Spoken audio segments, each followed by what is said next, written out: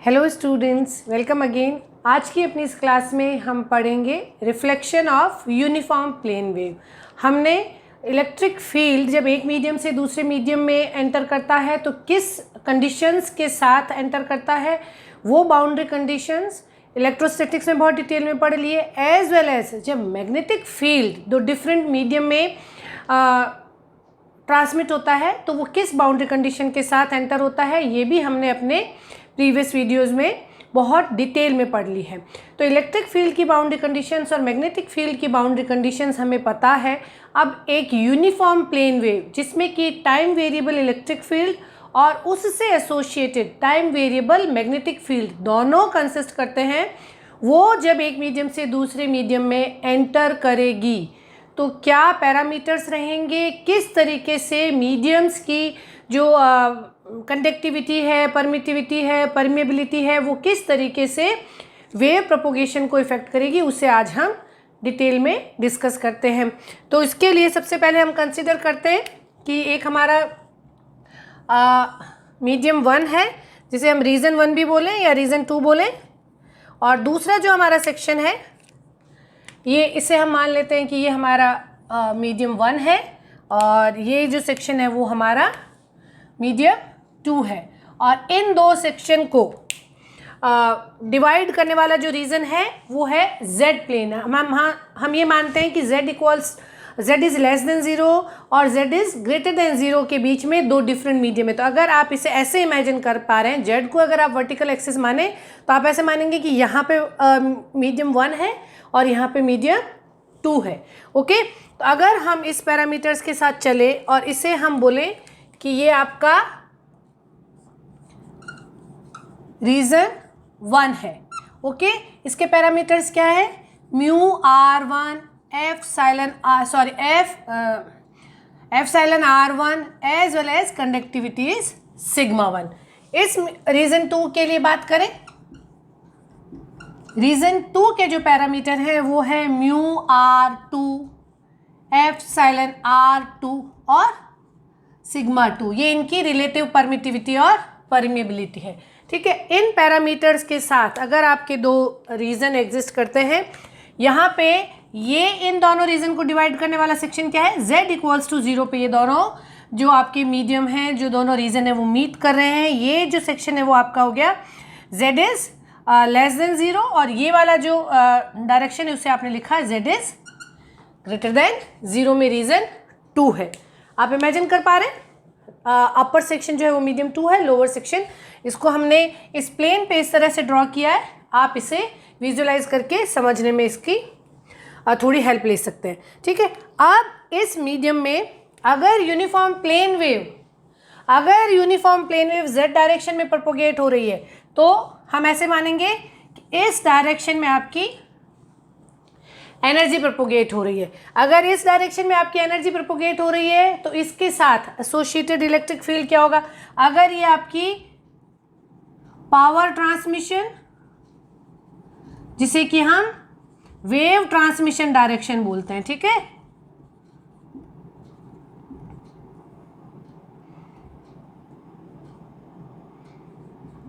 Wave transmission की जो direction है वो आपकी अगर प्लस इस डायरेक्शन में, अगर आपकी ओरिजिनल वेव जो है वो प्लस z डायरेक्शन में ट्रांसमिट होते हुए मीडियम 1 से मीडियम 2 में एंटर करती है, अगर ऐसा केस है तो इलेक्ट्रिक फील्ड अगर आपका EX डायरेक्शन में है तो मैग्नेटिक फील्ड आपका HY डायरेक्शन में होगा।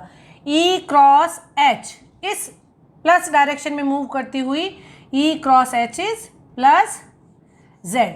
ओके, ये आपकी वेव ट्रांसमिट हो रही है z डायरेक्शन में प्लस z डायरेक्शन में, और इसके साथ एसोसिएटेड इलेक्ट्रिक फील्ड EX है और मैग्नेटिक फील्ड HY है। यहाँ पे देखिए कि अगर वेव इस डायरेक्शन में ट्रांसमिट हो रही है तो इलेक्ट्रिक फील्ड x डायरेक्शन में है, तो इस प्लेन में EX और HY दोनों इसके टेंजेंशियल फील्ड कंपोनेंट्स होंगे। अगर आपका ये मीडियम है और एक ये मीडियम है तो एक डायरेक्शन में HX होगा या EX होगा, HY होगा, तो इलेक्ट्रिक फील्ड और मैग्नेटिक फील्ड दोनों जो है वो आपके टेंजेंशियल कंपोनेंट रहेंगे, इस प्लेन के टेंजेंशियल, है ना। z इक्वल्स टू 0 अगर आप इस तरह से ट्रीट करेंगे तो यहाँ पे आप देखें कि मानते हैं हम ऐसा कंसिडर करते हैं कि इस मीडियम में जब वेव ट्रेवल कर रही है तो उसके साथ एसोसिएटेड इलेक्ट्रिक फील्ड है EX1 plus.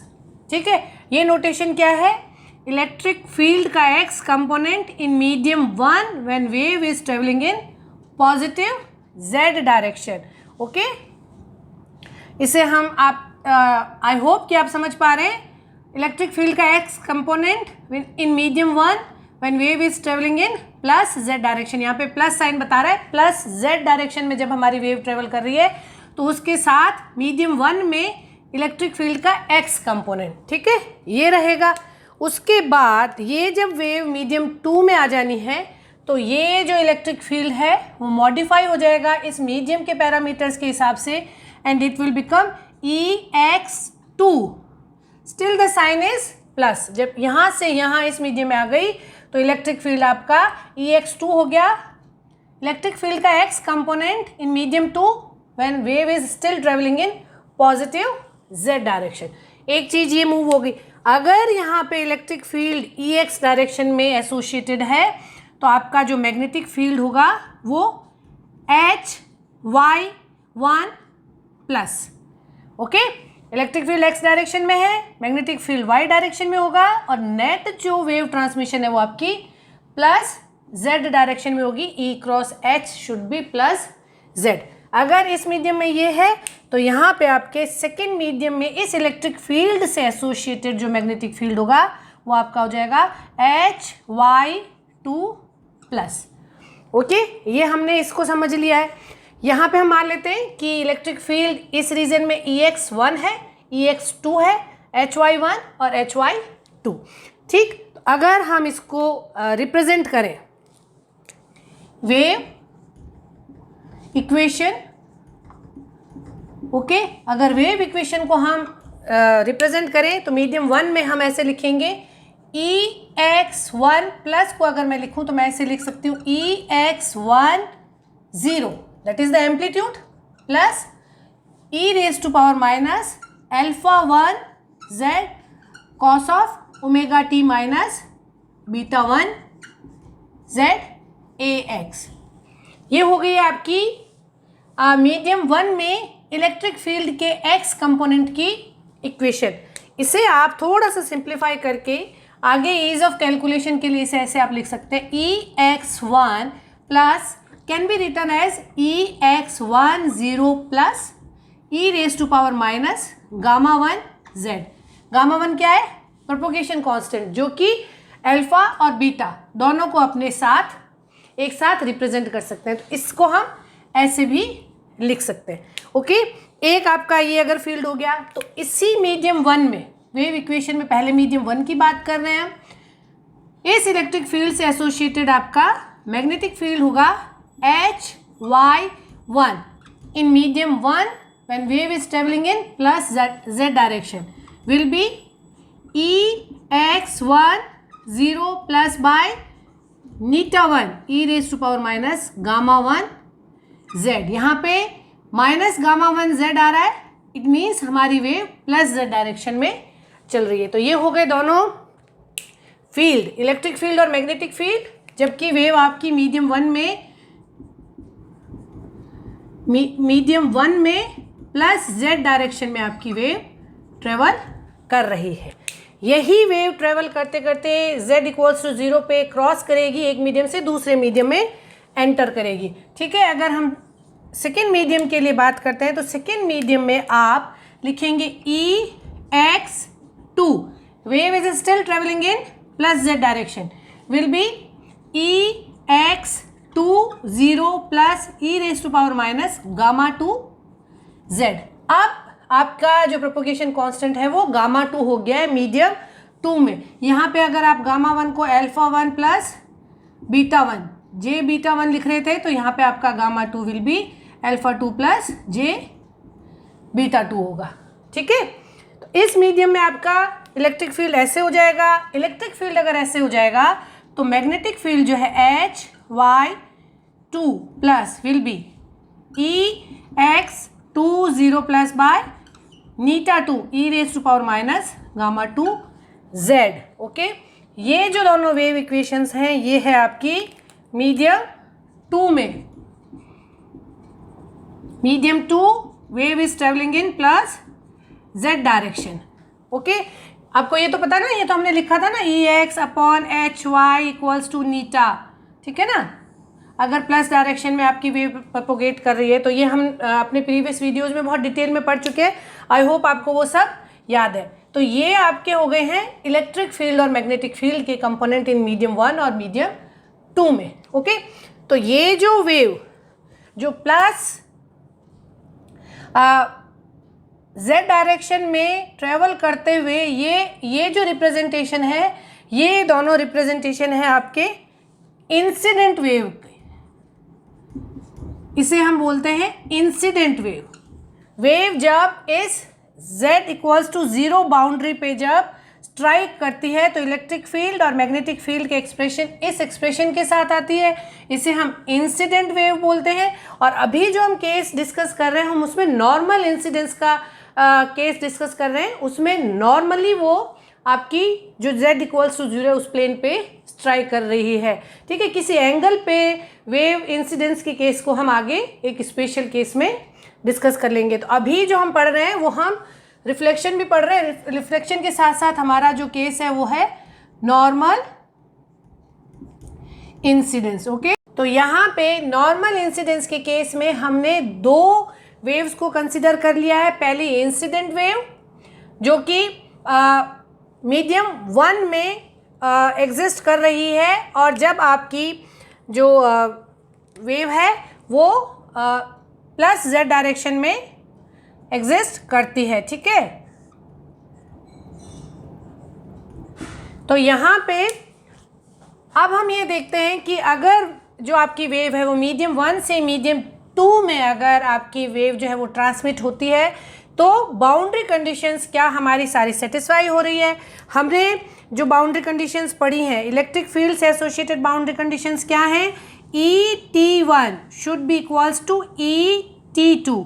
Tangential component of electric field is same when electric field enters the second medium. Okay, और यहाँ पे आपका टेंजेंशियल कंपोनेंट क्या है, z इक्वल्स टू 0 प्लेन के टेंजेंशियल कंपोनेंट है Ex, इलेक्ट्रिक फील्ड का टेंजेंशियल कंपोनेंट है Ex, और मैग्नेटिक फील्ड का टेंजेंशियल कंपोनेंट है Hy। तो पहली कंडीशन हमारी ये मीट होनी चाहिए। दूसरी जो हमारी मैग्नेटिक फील्ड से एसोसिएटेड बाउंड्री कंडीशन है that says HT1 minus HT2 is KAN12। Okay, tangential component के मैग्नेटिक फील्ड के टेंजेंशियल कंपोनेंट का difference is equals to K। ये है आपकी सरफेस करंट डेंसिटी और ये है मीडियम 1 से मीडियम 2 में नॉर्मल यूनिट वेक्टर। अब जब आप मीडियम 1 से मीडियम 2 में मूव कर रहे हैं तो यहाँ पे कोई सरफेस करंट नहीं एग्जिस्ट कर रही, तो K equals to 0। K equals to 0 रखेंगे तो आपकी सेकेंड जो बाउंड्री कंडीशन है जो मैग्नेटिक फील्ड से एसोसिएटेड है that is HT1 should B HT2। तो आपके पास ये दो बाउंड्री कंडीशन सेटिस्फाई होनी चाहिए जब आपकी यूनिफॉर्म प्लेन वेव मीडियम 1 से मीडियम 2 में जा रही है। यूनिफॉर्म प्लेन वेव में मैग्नेटिक फील्ड भी है, इलेक्ट्रिक फील्ड भी है, तो उन दोनों का प्रोपोगेशन इन जो भी हमारी बाउंड्री कंडीशंस हैं उनको मैच करना चाहिए, तभी जो हमने कंक्लूजन निकाला है that could be treated as correct one. तो यहाँ पे आप ये देखिए, हम इन बाउंड्री कंडीशंस को कैलकुलेट करें।